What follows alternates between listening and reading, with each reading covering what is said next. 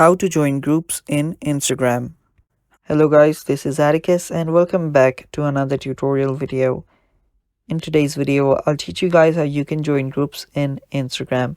So without any further ado, let's dive right into it. The first step that you'll need to take is open up your Insta. After you open it up, you can then head over to your DM section by swiping left. After you swipe left and you're on the DM, what you can do is you can actually head over to the search bar.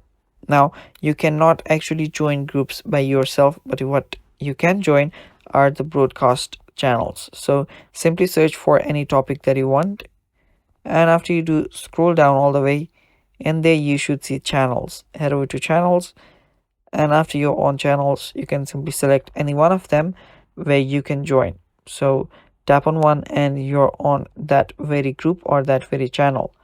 So yeah, that is basically how you join a channel or a group in Instagram. Now the other way that you can actually join is by asking someone on a group that you already know to add you in the group. So let's say I'm on this group. If I head over to their info, there I'll see the add option, and on the add option I can just select my friend and tap on the add button to add them.